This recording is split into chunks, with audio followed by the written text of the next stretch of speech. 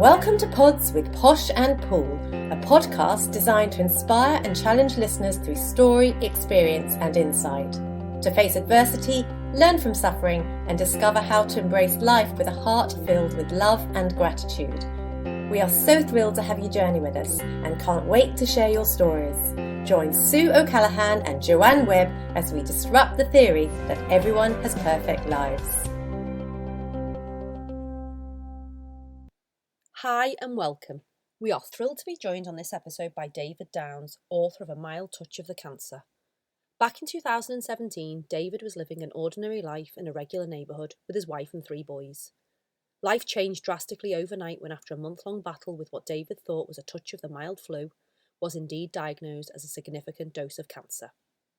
David immediately started on his treatment plan with a large dose of optimism, but along the way listened to his odds of survival drop from 80% to 25% to then just 5%. And when all treatments were exhausted in New Zealand, he travelled to America to be part of a CAR T-cell therapy trial, which thankfully was a huge success. David talks loudly and proudly of cancer, as he believes the C word is not a taboo and should not be whispered. Join us as we learn more about David's story, his attitude and what techniques he used to get him through the darkest of moments. And listen in as David shares his 3-step self-warming technique of anticipation, realisation and reflection, a tool we can all use to enhance our everyday lives. We are so pleased to welcome David Downs. Hi David, thanks for joining us. Kia ora, nice to see you both.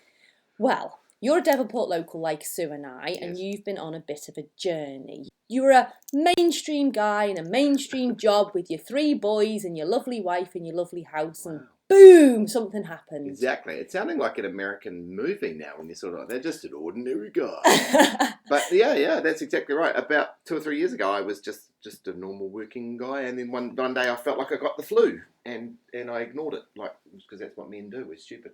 And then I kept ignoring it, and I just felt more tired. It was just those sort of symptoms of tired and a bit sore and a bit achy, and I thought it was like December, and I thought, it's just the end of the year, I just need a break. But then January, I was still feeling that way. And so finally I relented. Catherine booked me to go and see a doctor. And I went in and said, I don't know why I'm here. Look, it's a complete waste of time, really. I've just got the flu. Can you give me a pill or whatever you do? And she said, well, tell me more about the symptoms. And I said, well, I'm tired all the time. I've got itchy skin, spit sore, and I've lost 10 kilos in 3 weeks. Whoa. And she said, oh, yeah, exactly. And so lo and behold, I went into hospital and did some tests that afternoon pretty much, and turned out instead of the flu, I had cancer. Not what I expected. So that's quite a big word, isn't it, cancer? You hear that word. Yeah, capital C. What the is big C for a reason. I mean, use it a lot. I demystify it by saying it all the time to The big people. C. Sometimes people can't, just cancer, because people don't talk. Like when I'm looking at you both and thinking we're of a similar age. When we were kids, no one said cancer, the word cancer, like you sort of whispered it. It was a kind of a, they've got cancer. Yeah, in case it was contagious when you said it out exactly. loud. Or it just was like a death sentence. You didn't talk about things like that in polite company. And so I grew up not really knowing what it was or what cancer was, or really. And so it was only when I actually got it myself, I thought well, I'm pretty ignorant actually. I don't know what chemotherapy is. I don't know what you do, what happens. So I went on I was very curious actually when I got sick. Because when they first diagnosed me, they told me, the doctors told me that this is a good cancer. You've got a thing called lymphoma. It's a blood cancer. Yeah. They actually didn't say cancer. They said hematological malignancy. So do you immediately say, is that a cancer? Yeah, I Googled it. What the fuck is a hematological malignancy? Oh, my God, it's cancer. Yeah. Yes, but I was very curious because I thought, okay, I'll find out all about it. And initially they said, you've got about an 80% chance of beating this, relatively easily. Mm-hmm. It's going to take a few months of chemo, but you'll get through it. We think, the aim is to cure you. But about 2 weeks later, they discovered that I had a particular genetic mutation, which meant that the chemo regime they were going to use was probably not going to work. They had to change to a different type of chemo, and my odds of surviving went from 80% down to about 25%. That's pretty big. Yeah, it's a big drop. But I'm an optimistic person. I'm very optimistic. So I thought, oh, well, that's still a pretty big chance. I'll back myself. And so basically that was the next year of my life, just to sort of shorten the story, was in and out of hospital for weeks at a time because I had to be on this chemo treatment. It was really low, it was very strong, and so it had to be dripped in very slowly intravenously. And so basically that was me in and out of hospital.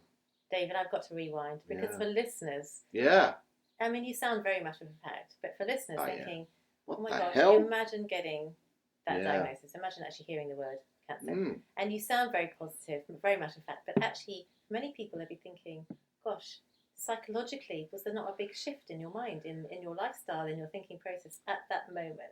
Yeah. In terms of you told your family. Well, that was the most difficult thing, actually. Just was to there sort not of shock there? Get into the depth of it. The most difficult thing is you go through the the Sarah model: shock, anger, resentment, acceptance, hope.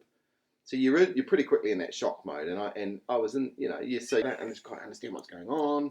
Then it gets very complex because all of a sudden you've got to tell everyone what's going on. How do we tell the kids? How do we tell my mother? How do we kind of get the word out and about? And I've only got the weekend to do it because this was on the Friday and I had to be in hospital on the Monday. So it was a complex little military manoeuvre. And it all happened very quickly. And it's all happened very quickly because it's not like we were expecting it. It was just suddenly happened. So yeah, there's a bit of shock, but then there's like, okay, we're in motion. We've got to do something. So there's a point where you have to just act and that in itself is quite an empowering thing. So and I'll talk about this later, I'm sure.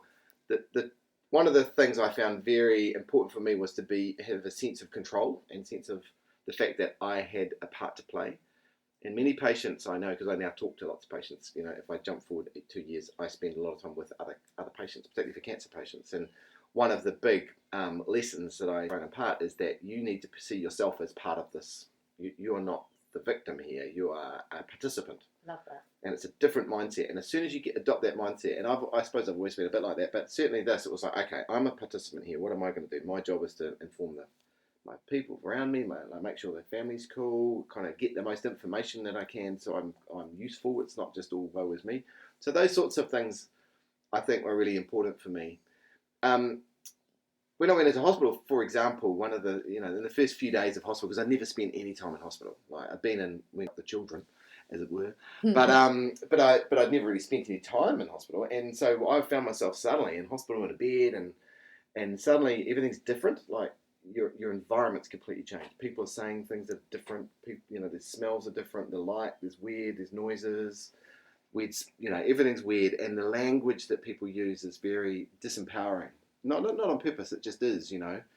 First of all, you don't understand the complex medical terms, and then secondly, they're saying things that make you feel sick. So they you talk almost about pushed suffering into victimhood. Don't you think? I see lots of people like this, and you're kind of, oh my gosh, you must be sick, you must be sad, you must be this, and after a while you realise you kind of are.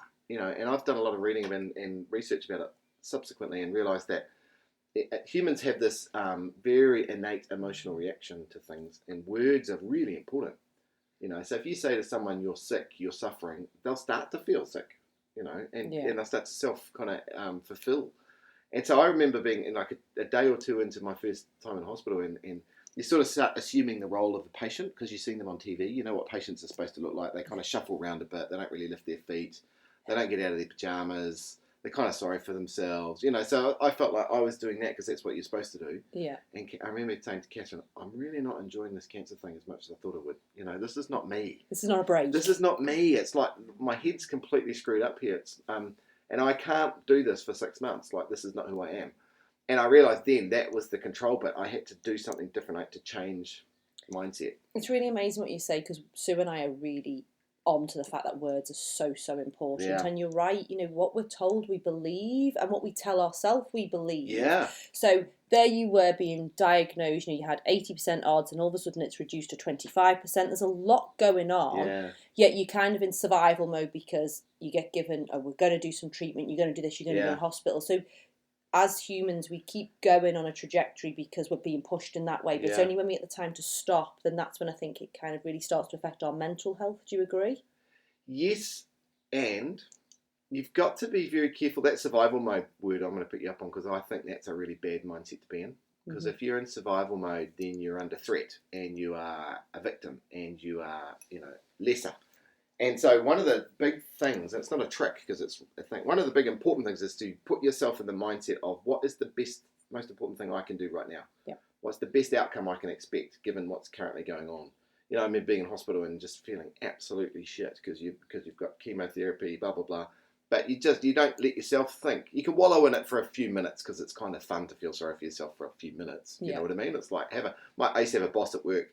I went in to see him and a couple of times talking about something, complaining, and he said, just interrupt me. Are you just having a recreational moan? And I went, yeah, I suppose I am. He went, that's fine. That's okay.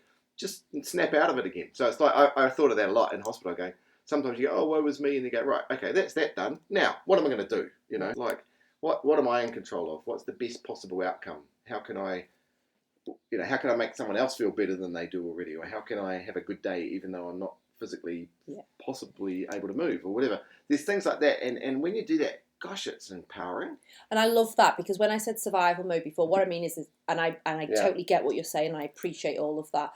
But I think in life, in situations, whether it's you've just left a relationship or you've just lost a job, you're automatically in a survival mode. And that's when we're kind of, whoa, and we'll just put one foot in front of the other. But it's when you stop and think, and it's as you say those words, what can I do now? How can I empower myself? And that's moving to awesome. That model, that Sarah model. Yeah. Right? You're moving from shock and anger into resignation / acceptance, and as soon as you can get through that and realise, actually, I'm a participant. I used to talk about this a lot, being a participant in your own rescue. Yeah.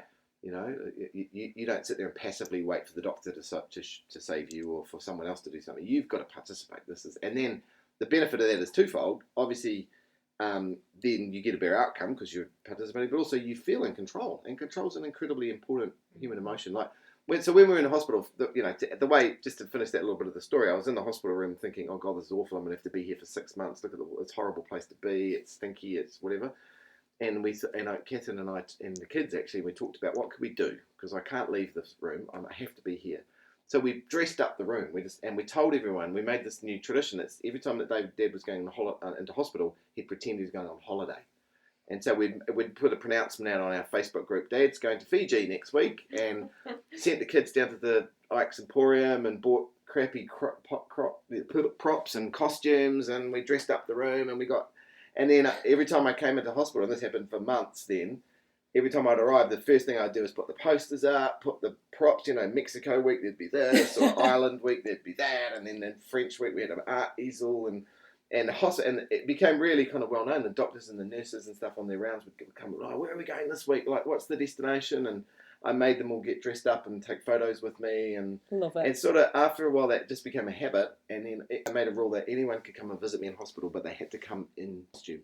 I love it. So Isn't that gorgeous? And the coolest thing was, because I was writing about this at the time, which I'll tell you about later, but one day I got this email from these random two amazing women, who you remind me of, by the way, and they said, we've read about you and we heard about you and we thought you'd like to come to visit. And I went, great, no problem. It's French week. So you have to come as something French. Hooray. They came in like there's the most amazing, and they brought a basket with like, cheeses and bread and wine. They were dressed in stripy things with garlic around their neck. It was the coolest thing. So that's the kind of example of like how you, like, I was still in hospital. Like nothing changed about my medication, sometimes my physical, but what changed was now it was kind of like, okay, I'm having a bit of fun here. And that's interesting, because Joe and I were talking about this morning how your life circumstances can be the same from week to week, but one week you might be feeling very low and depressed and look at the negative side of life and might be in fear about the future. The next week you might be in a good mood and therefore be happy and love life, but your circumstances are exactly the same.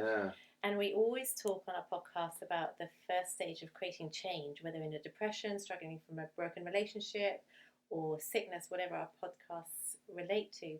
The first stage is being aware of what your thoughts are doing in your mind. Acknowledge them And be aware of what they're saying to you. Be aware of the thoughts you're putting out there, because obviously they become words and action. And your whole life is determined by those thoughts. You're a very positive person. I've said that before. How does one deal with that situation when maybe you're struggling with depression or your life circumstance, maybe you haven't got support in that situation? How can you, in that situation in hospital, empower yourself to take back that sense of control where maybe you haven't got family support, you're on your own? And remember, I'm not a psychologist, so I'm a practitioner of things, but rather than on your journey that you've obviously seen people in different circumstances, also with cancer diagnosis, and you've been speaking on stage. There's techniques. Years ago, for you to talk to me about this sort of stuff, I would have thought it's all a little bit woo-woo, a little bit sort of fruity or whatever. Now I firmly believe it. A, as having practiced stuff like this, but B, having researched that and realising it's actually scientific. There's scientific basis behind mindfulness and and these sorts of things. So for me, there was lots of techniques that suddenly I got a name for when I started reading about them, but they were things I was sort of naturally doing. Like reframing is a big one. So instead of framing yourself in a hospital room as a victim of cancer, you're reframing yourself as someone who's in control. In Paris. In Paris. Or acknowledging what's real, or what you know to be true versus what you think might be true, and that's a big thing. Like a lot of people just have a whole lot of stuff in their head that's actually not true, And after a while, when you sort of list it out and go, oh, it's not true that everybody hates me, or it's not true that the world's against me. Okay, it is true that I didn't get a car park, but that doesn't mean that everybody hates me. You know what I mean? And you start to kind of decompose, and then another big one when I was in hospital, I was constantly using the technique, which again I didn't necessarily know about, was I call it and I think how there's this old saying about when you chop wood you get warmed twice. Once when you chop it and once when you burn it. Well, I've got this technique which I developed, which warms you 3 times. And I don't have a word for it, but it's quite cool. Which is anticipation, realization, and then reflection. And a lot of people, I don't realise, but every morning when I get up, and when I was in hospital, but I still do it now, I think about what is today going to be like. What am I looking forward to? What's the best thing that's going to happen? And it could be like the best thing that might happen is one of the kids might be coming to visit. And then you kind of imagine what it's going to be like, how it's going to feel, how happy you could be, you know what I mean? You kind of imagine it. It gives you this sort of warm glow. And then it actually happens. And then later, you reflect back on it, and you kind of think about what did you like about it, what went well, what was good, how happy it made you feel. And even when you're feeling shitty, you can find things like that. That's like manifesting, having the experience, gratitude. Yeah. That's what it's all about. It's manifesting, putting it out there, that law of attraction. I'm going to put it out there. This is going to happen today. I'm going to feel like this. And it's incredible how often you beat your expectation. Like I would say 90% of the time when I imagine the best thing that's going to happen, something better happens. Yeah. And it's amazing. And I firmly believe, it's not woo-woo, it's not magic and science or whatever. It's not magic, sorry. It's that putting yourself in that framework gives you the opportunity to notice the good things. Yeah. You invite it in. Things. You invite it in your energy. And we all know, through metaphysics and wherever, we are just balls of energy. So if you're putting those thoughts out there to welcome in joy, then you're going to look for the joy, aren't you? You're not going to look for the bad, not getting a parking space. Instead, you're going to look for, I found one just round the corner. Well, I didn't get that one, but there was a reason, because the one round the corner was a better parking space. Or whatever. Exactly. I could have got a ticket. I tell this story a lot, so indulge me while I tell you again, but it reflects exactly this. So years ago, this is absolutely true story. Years ago, I worked for Microsoft, big US company, and I was the big cheese here, and I applied for this role in Singapore. It was going to be this big regional job, and so I'd done all the pre-job interviews. You do usually 5 or 6 job interviews, and I was down to the final interview, and for this big role, I had to fly up for the final interview. It was like a big job, and we were going to have to move the family. It was huge. And I went up there and I was thinking to myself, all these strategic thoughts and money and, all this stuff. And I walked into the guy's office, the big vice president, and he said, David, I've actually only got one question. And that's this. And this is a true story. This question was, when you drive to the airport and you're running late, do the traffic lights go red or green? And I sat there and going, this was the first question, and I was going, oh my God, I don't understand what he's asking me. Like, this doesn't relate to IT. Like, this is Microsoft. So I thought, okay, I'll just answer honestly. I said, they go green.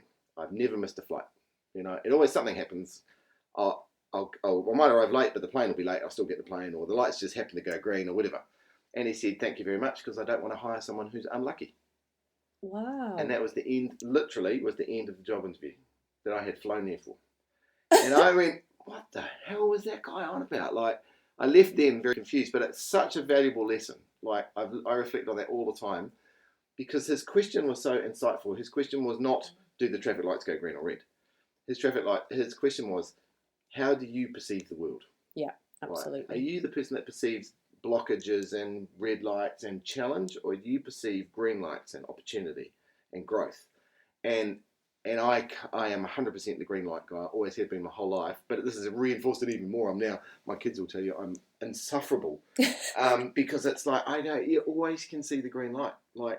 And when you choose to see the green light, it'll happen. You know what I mean?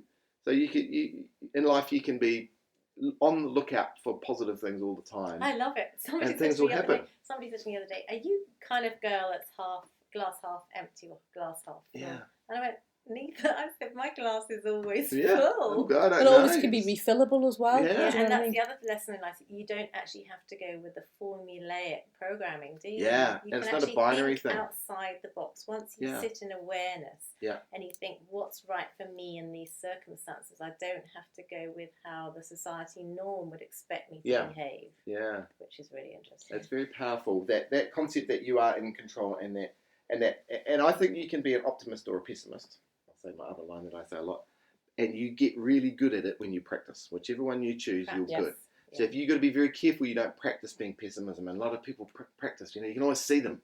Oh, yeah, it's sunny, but I'm going to get sunburn, or it'll probably rain later, or, oh, it's too hot. Versus going, actually, no, it's raining, but wow, isn't that cool? We need the water. You know what I mean? You can practice the optimism.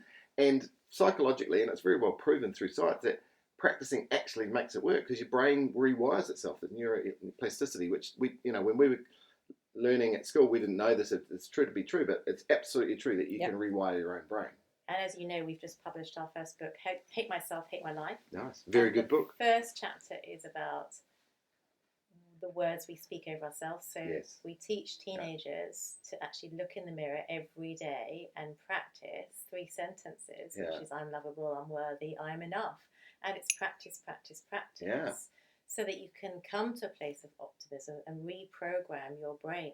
Yeah. And it's literally twice a day. Look in the mirror in the morning, look in the mirror at night, until it becomes a formula for your life, until you actually live it out. Because at the beginning, you might not believe what you're saying or thinking. You might just be in practice mode saying, this is the exercise, I'm going to do it. Yeah. But eventually it does translate to become an inbuilt part of your life. Absolutely. And in the same way that, again, very well proven now, that you can smile because you're happy, or you can smile and it will make you happy. And everyone goes, oh, that's bullshit. No, scientifically proven, smiling makes you happy. Yep. If you're not happy, smile. And do it every day, and you'll feel happier. Same sort of thing. Like, you reinforce those things because your mind just goes, okay, cool. That is what it feels like. It is. Yeah. And as Sue and I say all the time, life is full of adversity, suffering, pain and conflict. It comes our way. Yeah. You look at the way the world is. There's natural disasters, there's war, there's famine. And we can concentrate on that in a negative way, or we can all do our little bit in the world to make it a better place. Yeah. And it's a choice. That's the coolest thing. Because life is full of that, but it's also full of joy and love. And you can't have one without the other. No, it's right. That's the whole... I mean, now we're getting really metaphysical, but yes, it's yin and yang. These things go together. But you get to choose your own reality. That's what I say. Big, powerful thing. Like when you realise that, when human, because that's one of the biggest things that differentiates us animals from all the other animals, is that we know we have the ability to rewire our minds and change our mindset, and we can make ourselves happy. We can choose different realities. You know what I mean? We can use all these techniques, which are now becoming more and more understood. And when you go through something like cancer, you kind of get forced to start to use some of these tools. And resilience, building resilience, realizing that something bad happening is not necessarily because of you, it's just luck, or it's whatever, and you need to rewire. So those sorts of things are really powerful. So David, I want to ask you a question. You're speaking from the survivor point of view. You're speaking from the patient. Winner point of view, not survivor. Winner. And patient. Yeah. So we've got listeners on board that are sitting with relatives, children, partners that have recently been diagnosed with cancer. How did your family survive that time, push through? What tools and strategies did you use that were helpful for them? Because obviously it's a very different situation supporting someone. And your experience also of meeting the families. It's a very good point. I would tell you often that it's actually in some ways easier for the patient than it is for other people. It's easier to be the sick person because you just get on with it. You get into hospital, you do your treatment, whatever. The more difficult role is the role of the caregiver in the relationship. Catherine, my wife, for example, was not only was she having to try to trip me back and forth to the hospital because I literally was not able to drive much. But then she's also going, right, I need to think about the kids, how are they feeling? I need to think about, if we've got everything we need in the house, I need to think about what the future might look like if David's not around. Frankly, there's all these different multiple realities that might occur. So for her, I think it was a much tougher time than it was for me. The guy who's just sitting in hospital playing with my posters. And so, I do think that. And that was, we talked a lot. We did go to counselling a little bit as a family. And this is not arrogant, but it's not even meant to be anything. But I didn't need the counselling, but I knew that we did as a family. so it was a we, not a me. Yeah. And that was all about that sort of thing of how can we have these discussions about the future, because I'm quite comfortable, as you can probably tell. I'm very open, so I would be quite happy to sit down and go, right, what happens if I'm not here? Like, what are you going to do financially, or whatever, blah, blah, blah. Whereas that's quite affronting sometimes for other people, particularly the children or whatever. So so there was definitely some techniques we had to build up about being really honest, and some of that was when I got diagnosed. Catherine and I we didn't even realise what we were doing, but we sort of said, let's always be really honest with each other and the children. Let's tell them what we know, and we didn't.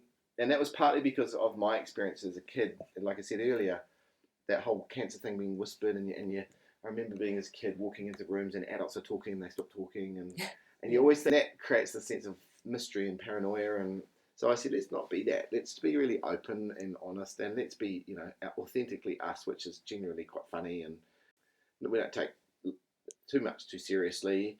So let's show the kids the whole journey, and it will build. They're also all three teenagers at the time. We thought, well, it'll at least build their resilience as well, which is exactly what happened. And sometimes that meant that we were telling them quite difficult things, like the prognosis just got a lot worse, and now the chances of surviving at one point were down to like 5%. Wow. I think it's a really good message what you're giving to listeners, because there's that fine line when you're a parent between telling your children too much and not telling them enough. Yeah. But there's also that thing about involving your children in adult matters, which I don't agree with. Don't tell them that you've got financial issues in the house and stuff like that. But however, no, of course you but I think it's really important that children hear honest things about, like what you said, like about diagnosis, because they're on that journey with you then, aren't they? Yeah. And as you say, you made a really clear point. It built their resilience. Yeah. And one of the chapters in our book is all about resilience. I think as parents nowadays, we sometimes try to shield our children from what bad stuff goes on in the world.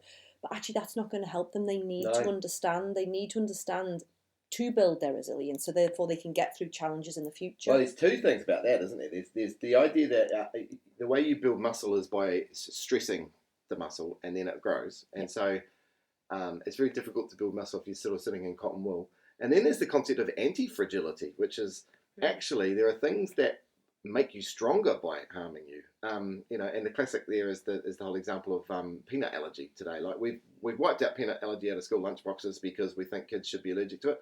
Guess what? They are now all allergic to peanuts because you actually did need it. So that sort of thing, I firmly think as the modern world has progressed, we've kind of gone a bit backwards on some of those things. Not that I'm a proponent for making really, really stressful situations for children. Don't get me wrong. Yep. I'm just saying, and completely agreeing with you, certain things they can definitely handle. We can talk as a family about the need for us all to support each other in a difficult time, and what that means for the boys. And yes, you need to help mum more. Can you do the shopping or do the whatever? You don't have to kind of shield them from that. No, they don't need to know about mortgages and whatever. But don't underestimate your children either. Don't underestimate, because and it's the beautiful words of the Dalai Lama. He says, we are all born kind and compassionate. Yeah. And look at toddlers when they're in kindergarten, if another toddler gets hurt, they go up and they want to console them, they want to hug them, they want to give them a kiss. Our children have got compassion in them in abundance. Allow them to go on that journey with you. And if you ever get the chance to meet my children, I think you have, you'll discover they are very compassionate young men now. Beautiful. And partly that's because of what we've all been through, I'm sure, as a family. In fact, I know it is. They're very understanding of others and realising what's gone on. So anyway, to finish the story, because I'm still alive, clearly. People at home are now going, hang on, he just said he had 5%. What's going on? How can this be talking? Because at one point I was told, we just kept trying all this different types of chemo, and the cancer kept coming back and talk about resilience. Like, I didn't realise that I was building my resilience. And finally the doctor had to say, look, we're out of options. We've got no more treatments available.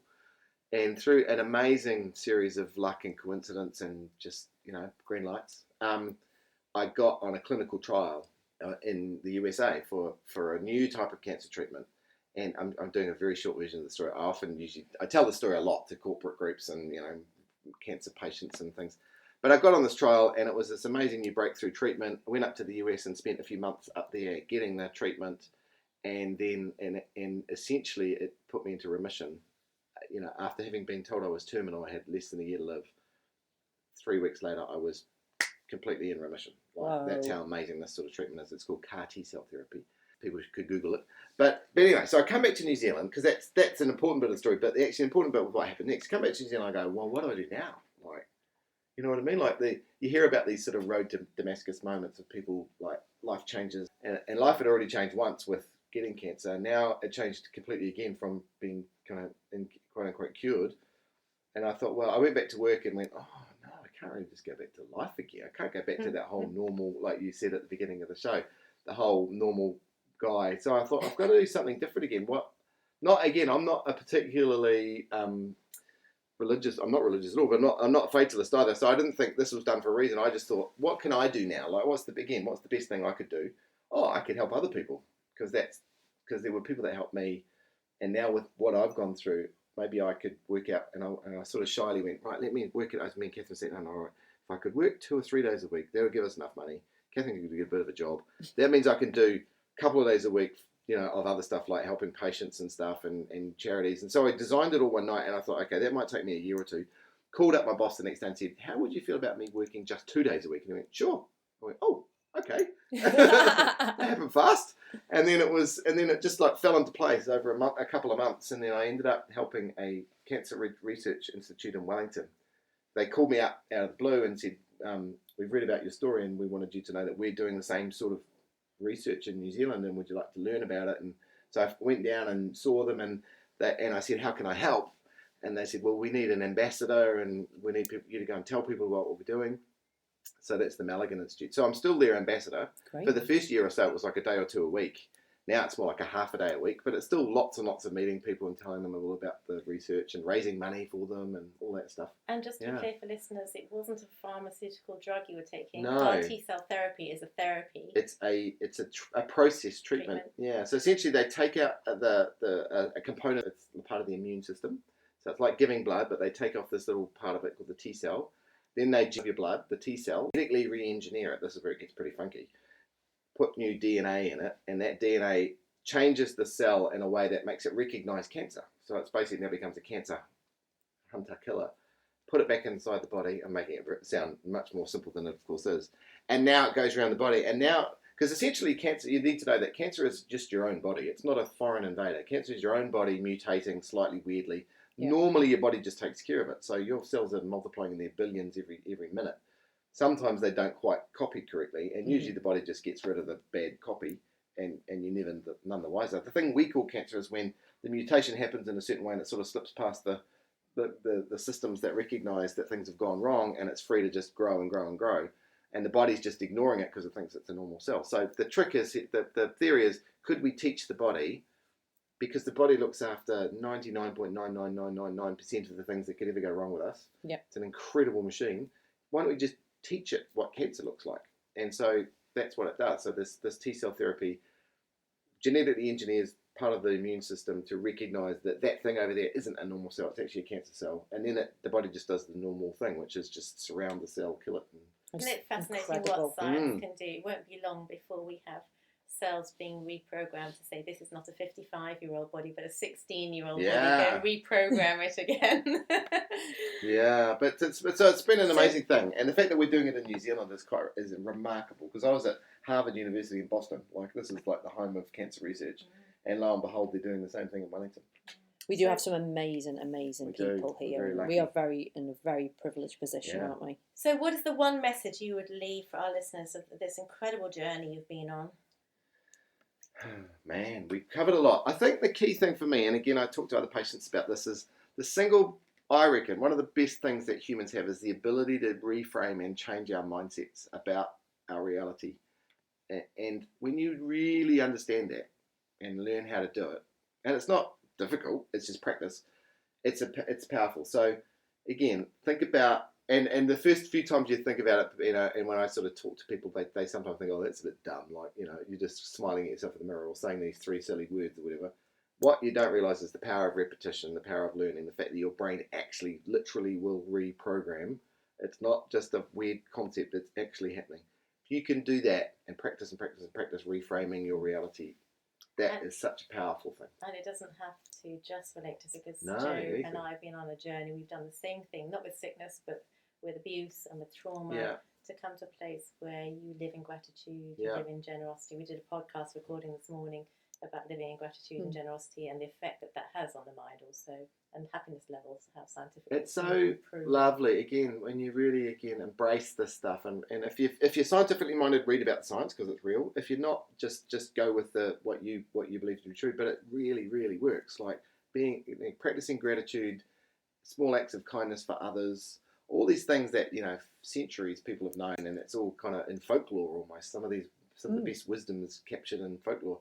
They actually work. Like, it's amazing. And science is now showing that they work. For those of us like me who are very scientifically minded, I can now read a book which is all about how the brain is actually doing this, how the serotonin is impacting the telomeres of this, and it's actually giving you a bigger lifespan, and how your brain elasticity works. Or you can not read that and just go, oh, it really does work. But, and you know it works because you feel it. Exactly. Yeah. And don't you find that when you're in this place of your own happiness and you're in control of it, you decide how you're feeling, so it's really powerful. Empowering, but also you attract people. You attract like-minded people. There's not many. You don't often walk out the door and have an instant of road rage or somebody being really rude to you, but even if you do, you just go, that's lovely. Yeah, it's pretty hard to get me riled up now. I mean, I get, I do get stressed out at times, but most of the time I'm pretty chill, and that's a nice side effect, because I'm just like, there's a bigger picture here, there's a thing at play. So that would be my big message is, if you can only practice one thing, practice that idea of reframing. Love it. Of what is the best thing that's happening, what is good about what's happening right now, what is true, what is not true. Those things are really powerful techniques. I love it, and well done. And we love your book, A Mild Touch of the Man Flu is Crossed Out, and it says cancer. It's an amazing book, so we highly recommend people get online and read this. It's awesome, and your tips are great, and as you say, it's not just about sickness, it's about living life. So thank you very much for having me. Thank you for sharing. Listeners want to find out more about CAR T-cell therapy, yes, how do they do that? They can go to my book, which is mildtouch.nz, or they can, if you just Google CAR T-cell therapy, what you'll discover is such a massive breakthrough in cancer treatment. Like, it's hard to overestimate how important this is going to be in the next phase of our fight against cancer. If you Google it, you'll find thousands of websites and things now about it, because it is seen as this whole new technique. And so, it's not for all cancers yet, just to be really clear. It's been tested and proven to work very well with blood cancer, and it's being tested in other types of cancer as well, like cervical cancer and ovarian cancer and pancreatic cancer and et cetera, et cetera. And we're at the very early stages of understanding how it can work for everybody, but it is a breakthrough. Awesome and good. We're so glad that you're here to tell the story, and you're thriving, not just surviving. Exactly. So good for you. David Downs, thank you so much for joining us today and inspiring our listeners too. Thank you. Killed up. Thanks so much for being with us today. For us to inspire others to live their magnificently imperfect life, please subscribe and leave us a 5-star review on iTunes or on your podcast app. You can also follow us on Instagram and Facebook at Pods with Posh and Pool. We can't wait for you to join us on our next episode. Love, light and peace.